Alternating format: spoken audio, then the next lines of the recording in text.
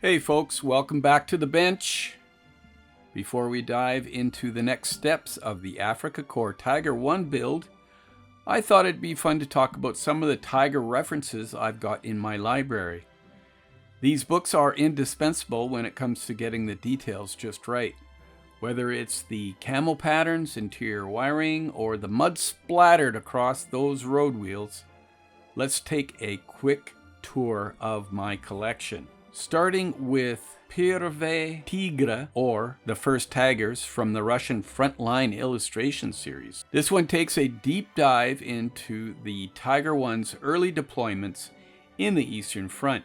Even if you can't read Russian, the photos alone make it worth having. Great references for that gritty, well-used look of the first Tigers in action. Next, we've got another from the Frontline illustration series. Tiger, close up. As the name suggests, this one zooms in on the Tiger's armor, tools, and storage. If you're a modeler who loves replicating weld seams and fine details, this book's for you. Now for the builders out there. How to Build Tamiya's Steel-Wheeled Tiger 1 by Angus Crichton is a classic. It covers everything from basic construction to advanced techniques like Zimmerit application and weathering. If you're tackling the Tamiya kit, this guide's a lifesaver. Then there's Panzerkampfwagen Tiger in der Truppe, part of the Waffen Arsenal series. This one gives you great photos of Tigers in the field, showing how they operated in real combat scenarios, perfect for diorama ideas. Up next is the Tank Power series by Tadeusz Malaman. Volume 1 looks at the Tiger 1's early production features with some stellar line drawings and technical details. Volume 2 dives into late war modifications and camouflage patterns. Volume 3 breaks down the Tiger's interior and mechanical systems. Brilliant for anyone scratch building an engine bay. And Volume 4 shifts focus to the Sturm Tiger, showcasing this beast's unique adaptation. The Modeler's Guide to the Tiger Tank. If you want a one-stop shop for modeling Tigers, the Modeler's Guide to the Tiger Tank has you covered.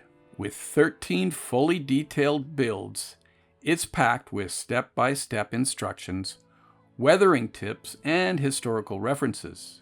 The Ground Power series has a couple of great volumes on the Tiger. Issues number 25 and 26 are Japanese publications filled with wartime photos and close-up shots of Tigers in combat. Great inspiration for recreating battle-worn vehicles. Tiger in the Western Front by Gene Restian. Gene Restian's Tiger at the Western Front brings the Tiger to life with stunning full-color artwork and photos. If you're looking for camo patterns or scene ideas, from Normandy to the Ardennes, this one's gold. Modeling the Tiger by Offspray Modeling. Offspray's Modeling the Tiger 1 is another fantastic how-to guide. Multiple modelers show off their techniques, from basic builds to advanced weathering and diorama creation. Then we've got Tiger 1 and Sturm Tiger in detail by Culver and Feist. These are heavy on technical diagrams and close-up photos, ideal for getting every rivet and bolt right. Thomas Jentz and Hilary Doyle's Germany's Tiger Tanks DW to Tiger 1s is a must-have. It's the definitive guide to the Tiger's development, from early prototypes to operational vehicles. Wolfgang Schneider's Tigers in Combat, Volumes 1 and Volume 2 are packed with operational histories, unit records, and incredible photos. They give you the full story of Tigers in action straight from the battlefield. And now we also have Jean Restien again, and he makes another appearance with Tiger One at the Eastern Front. It's another gorgeous collection of photos and artwork that focuses on tigers in Russia, from Leningrad to Kursk. For a Japanese twist, Achtung Panzer No. 6 combines history with amazing technical photos and drawings. It's a classic for tiger fans looking to get every detail right.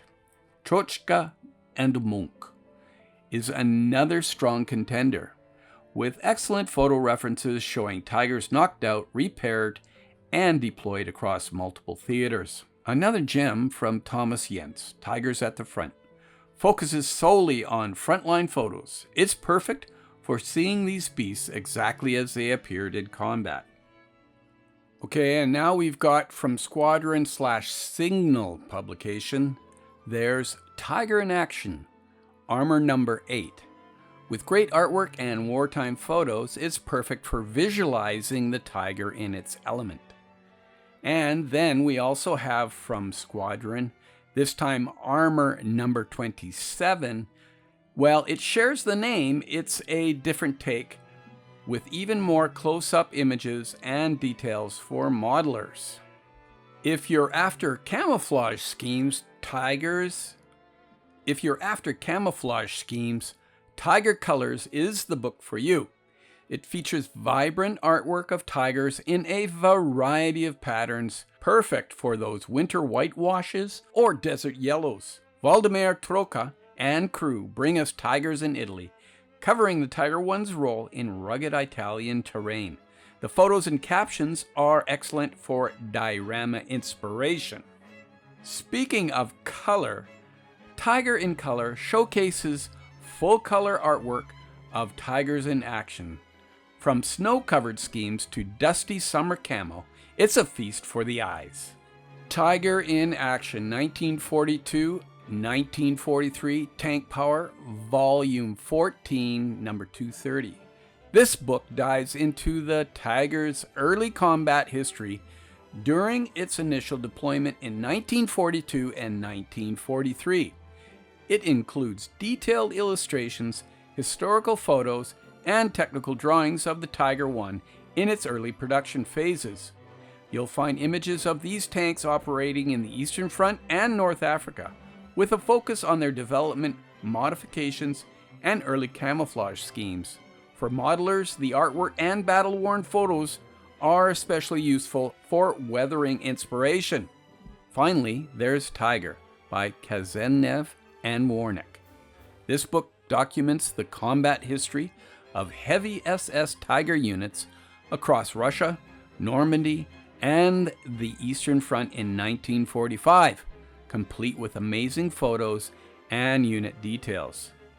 So there it is, an entire shelf of Tiger One references. Whether I'm working on the Tamiya Tiger One Africa Corps kit or any other Tiger build, these books are essential for getting the details just right. I hope you enjoyed this quick library tour. Now, let's get back to the bench and put some of these references to work. Stay tuned.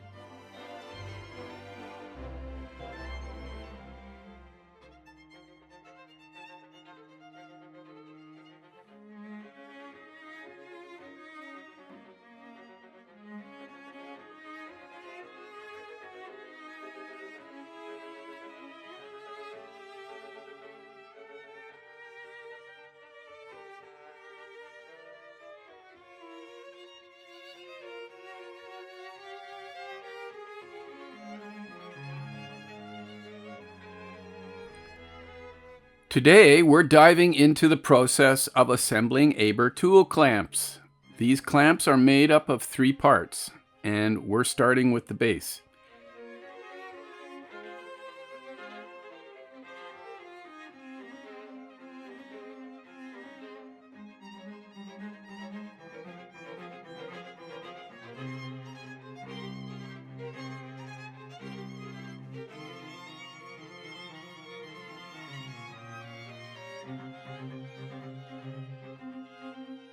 As you can see, I'm carefully trimming off all the tiny metal attachment points. the remnants of where it was attached to the Photoetch fret.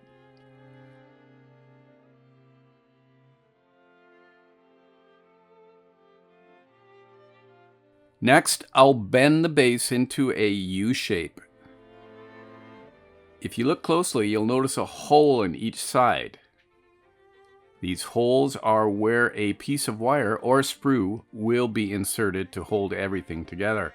It's a delicate process, but essential for creating a realistic result. Now, let's move on to the handle. This component acts like a lever. Lifting it releases the tool, and pushing it down secures it in place.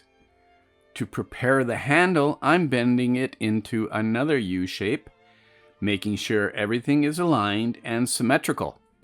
Precision is key to ensure it fits properly during assembly.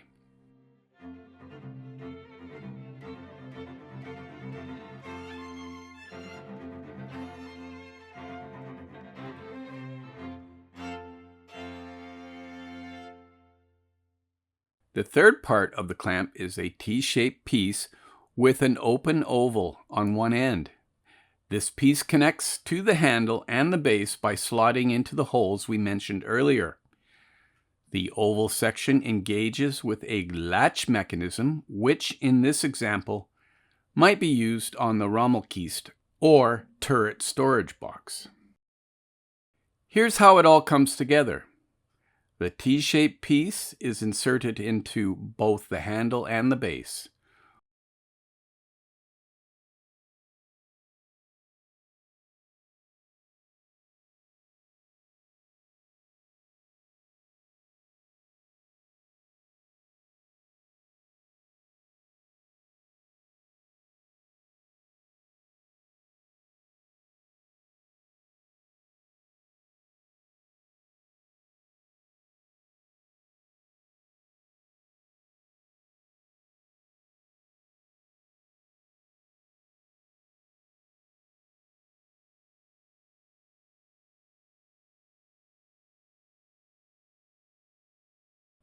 Okay, I've transferred it to the sticky side of a sticky notepad because, things were just moving around too much.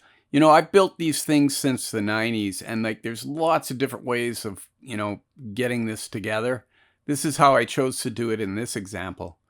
But basically, there's enough stickiness in that notepad to allow me to have a little bit of purchase and the ability to line things up without everything going all over.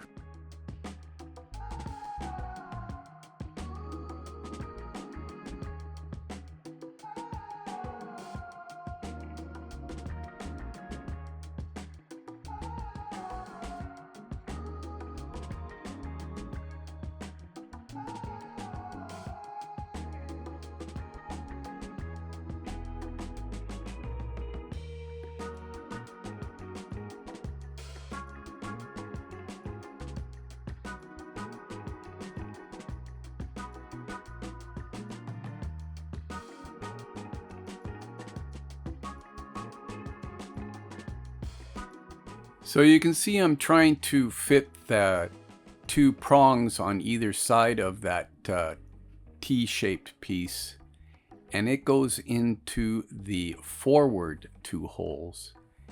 And then once that's in place, I'll put it together with the base, in which those two other holes at the back of the handle will be aligned with the holes in the base, and then a piece of wire or rod or stretch sprue can be inserted, and then that holds everything together.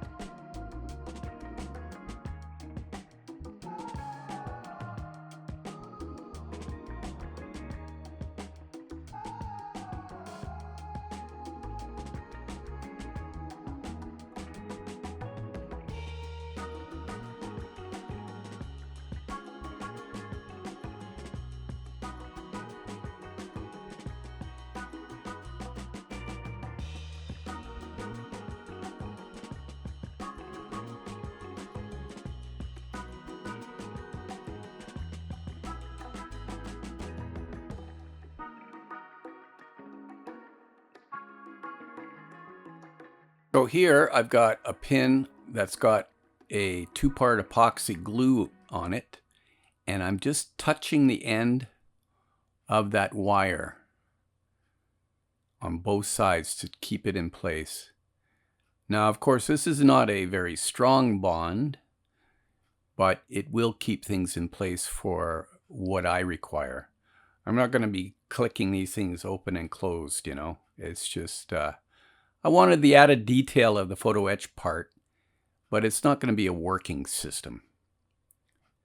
There's other ways I've done this in the past where I can slip a piece of stretch sprue plastic through there, and then on either end of that I can use a heat source that will sort of bloom the ends of the plastic so it almost looks like a rivet on either side. But you know, for this one I'm using some wire.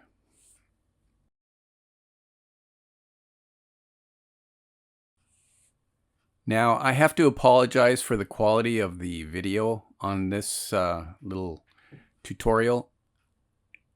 This was done way back when I was just first starting my channel, and I have since learned a lot of things about how to get better photography for stuff like this. So I'm sure in the future I'll be making more clasps.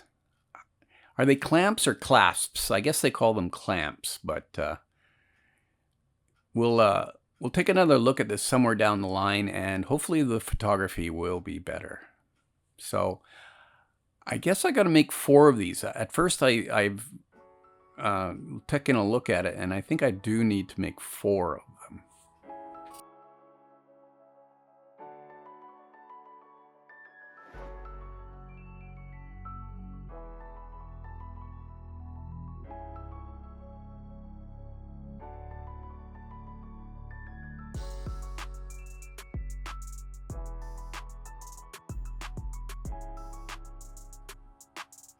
Once assembled, the base is glued to the lower part of the storage box. The lid of the box, which is hinged, is secured by a small metal hook that locks into the oval opening on this part. Now, I won't lie, this is fiddly work. The components are tiny, and sometimes it feels like you need 3 hands to hold everything steady. But with a bit of patience and some creative techniques, it's absolutely doable. And the end result? A beautiful detailed clamp that's far more accurate and visually appealing than the simplified versions you often see in the standard kits, like the Tamiya Tiger Tank. So take your time, enjoy the process, and let those small details bring your model to life. Okay, we're going to shift gears here. I'm a glutton for punishment, so I'm going to take the kit plastic fire extinguisher. I'm going to strip all the plastic parts off, and I'm going to be left with this little plastic tube. And then I'm going to go to town with some more Photoetch. Won't you follow along on this insane journey that I'm on?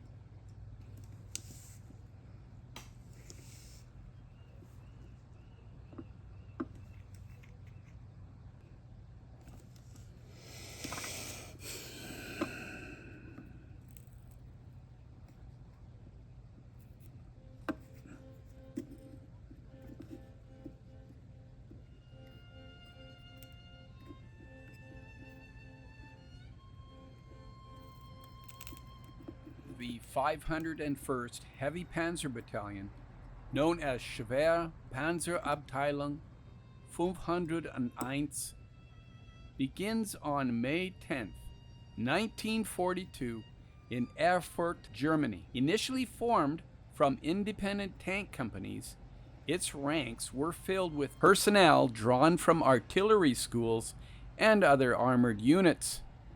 The battalion's primary mission was to deploy cutting-edge armored technology, the Tiger I tanks, in combat. In October 1942, the battalion was equipped with 20 Tiger I tanks and 16 Panzer III tanks. As these machines rolled off the production lines, they were prepared for combat under the harsh conditions of the African theater. The battalion's journey to North Africa began in November 1942 with their tanks and crews arriving in Tunisia to join the Axis effort to stem the Allied advance. The 501st Baptism of Fire came swiftly. Under the command of Major Luder, the battalion saw action in Djirda, Taborba, and Medjezelbab. The early engagements showcased the Tiger's formidable firepower and armor, as these tanks engaged Allied forces and destroyed enemy tanks and artillery. Yet, the challenges were immense. The desert terrain and logistical constraints tested both the machines and their crews. Sand-clogged filters, spare parts were scarce, and fuel shortages plagued operations. By December 1942, the battalion faced fierce resistance during the Battle of Taborba. Although the Tigers inflicted heavy losses on the British forces, nearly all the battalion's tanks were eventually rendered inoperable due to combat damage or mechanical failures. Despite these setbacks, the Tiger's reputation as a fearsome battlefield weapon grew, as Allied forces learned to respect and fear its capabilities. After the defeat in North Africa, the battalion was reconstituted in Europe and prepared for deployment on the Eastern Front. By late 1943, the 501st was equipped with a fresh batch of Tigers and engaged in the brutal winter battles around Visbik. Here, the Tiger's heavy armor proved invaluable against Soviet counterattacks, but the attrition was unrelenting. Both men and machines faced the dual threats of enemy fire and punishing Russian climate. In 1944, the battalion transitioned to the Tiger II tanks, an even heavier and more advanced model. However, the tide of the war had shifted irreversibly. The battalion fought desperate battles in Poland and later in Germany as the Allies closed in from both east and west. During these final months, the logistical issues that always plagued heavy tank units became insurmountable. Many Tigers were abandoned or destroyed by their own crews to prevent capture. By early 1945, the remnants of the 501st were absorbed into other units, and the battalion was formally disbanded. Its legacy, however, endures as a testament to the tactical innovations and operational challenges of deploying heavy tanks during World War II. The Tiger tanks of the 501st were symbols of German engineering prowess, but they also highlighted the limits of technology when unsupported by adequate resources and strategy. From the sands of North Africa to the frozen plains of Russia and the forests of Poland, the history of the 501st Heavy Panzer Battalion is a microcosm of the broader story of the Wehrmacht in World War II, a saga of initial success, relentless resistance, and eventual defeat.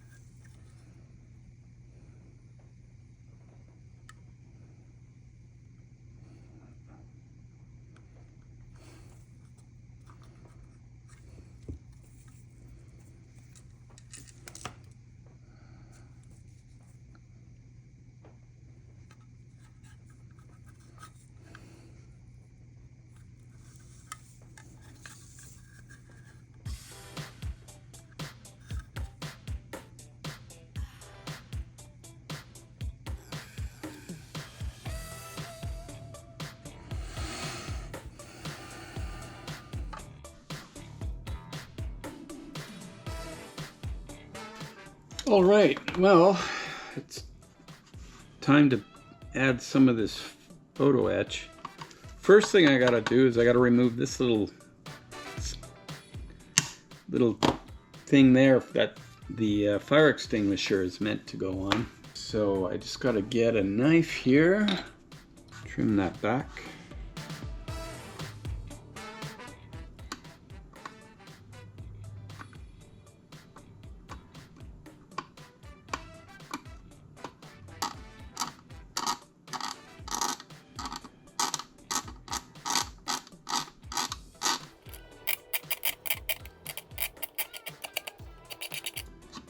All right. So, looking at different references, for example, this is the Achtung Panzer book on the Tiger, and this is the layout of the tow cable for the 501 Schweres Panzerabteilung, and it's different than the regular one. The regular one has a loop at the back, but these ones, they have the loop at the front. So it's gonna hurt my brain to figure this out, but I'll go slow. Now, what I need to do is get these ones out and glue those wherever they're supposed to go. I have no idea, but we'll figure it out. All right, so it looks like in this reference, I think the butterfly nut goes to the front, and this is at a slight angle there. So let's get some of this black goo.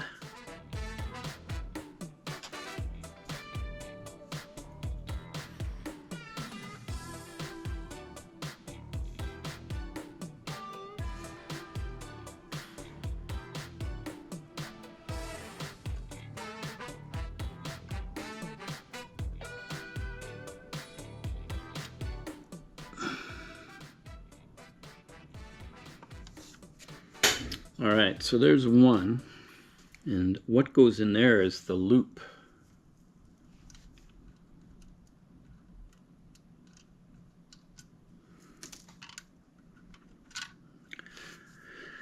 So I don't know, these seem a little big almost.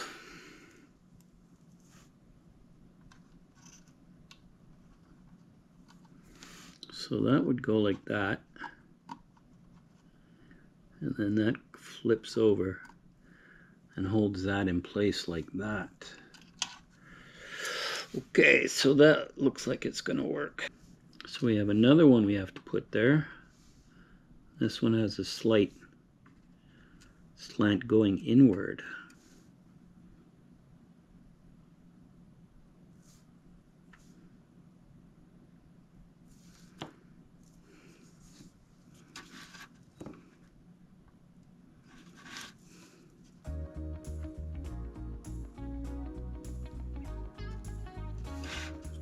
Alright, it actually is a lot closer looking at this drawing. Shoot.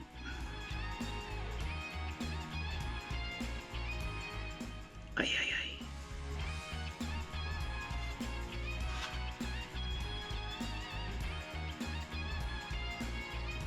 So looking at that drawing, it's a little bit more forward, and it's just got a little bit of a tilt. Initially, Tiger 1 tanks were equipped with a 22mm diameter tow cable.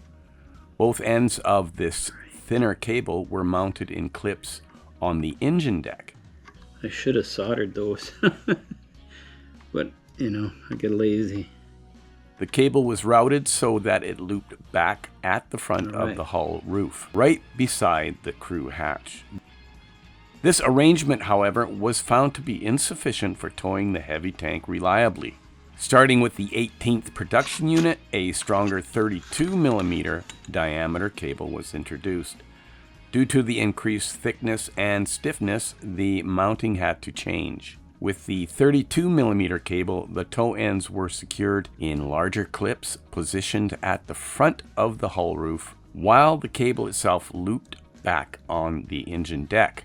This modification ensured that the cable was robust enough to handle the towing requirements of the Tiger I. So I'll clean that up.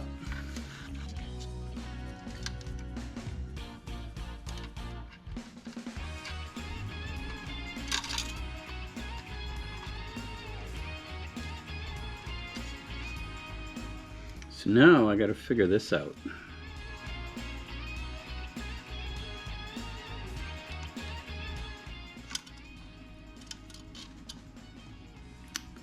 So that comes like that, and then over here. How does it go in the front though?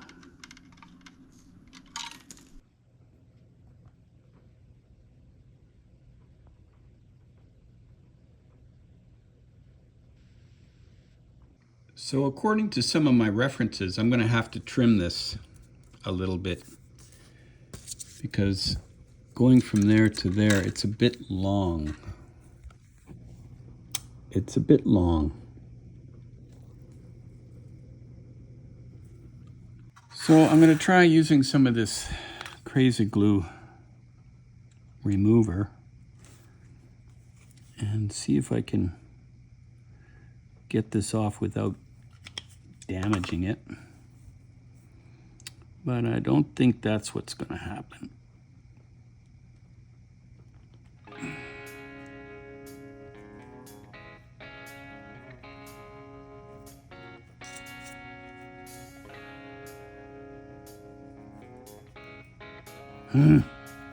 Anyways, I'll get this off, trim it, and I'll get back to you. Well, that didn't work, but you know what? It's an easy fix. It's an easy fix.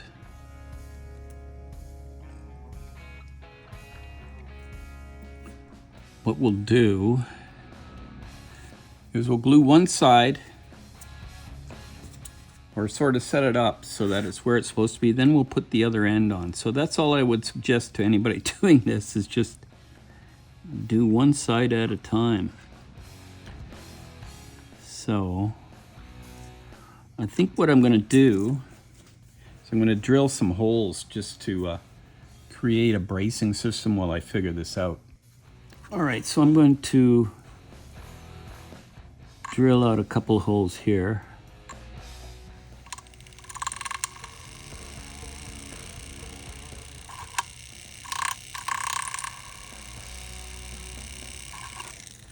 I can easily fill that later. But what I want to do, put this in there.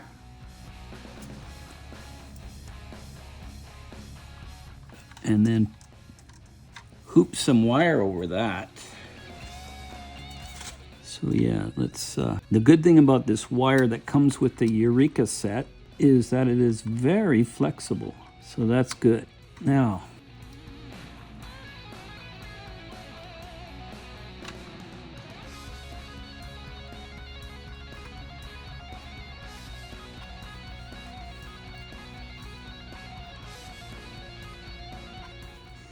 all right, so that'll hold that in place while I figure this out.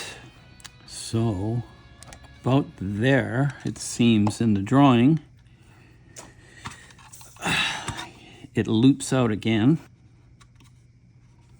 really close to the edge, and then comes out where the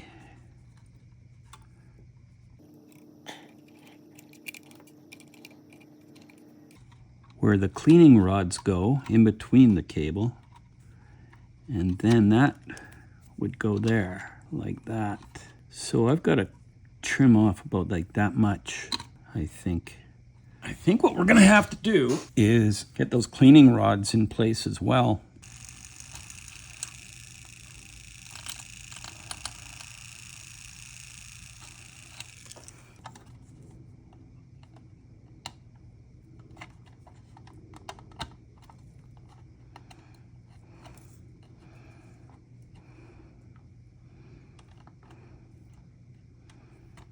All right, so that'll stay there.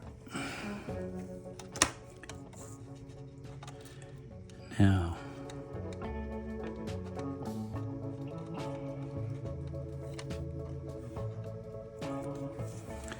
and then that would go over here like that. So this has to fit in here.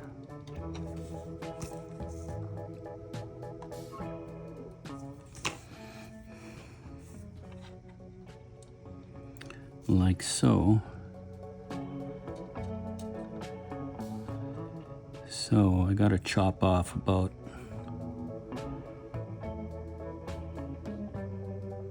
what, 10 millimeters or so. All right, so I'm going to use this part from the Tamiya kit to get an idea about the spacing for the gun cleaning barrels, or the gun barrel cleaning rods right here. Okay, so I don't know exactly where that would go. It looks like on the drawing I'm looking at in the Panzer, Achtung Panzer. Okay, this would go here. So that goes.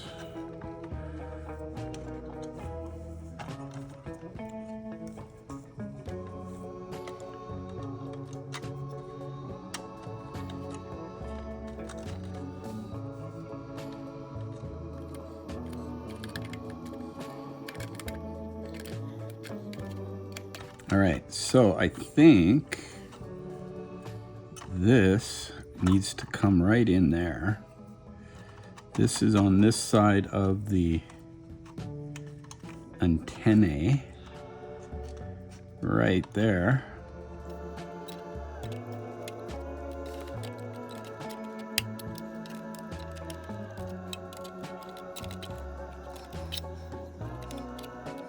Okay, so that's got to come all the way in. So I need to pull more over. Unfortunately, this build has been a bit of a dog's breakfast. All right. So that'll go like that. And it's kind of like I'm discovering a lot of things along the way that need to be changed or moved or redone or different. But I'm going to continue until we get to the end. And we're going to have a finished piece. So I'm learning lots. Hope you are too. In the meantime and in between time, that's another edition of Jet Scale Models. Y'all come back now. You hear?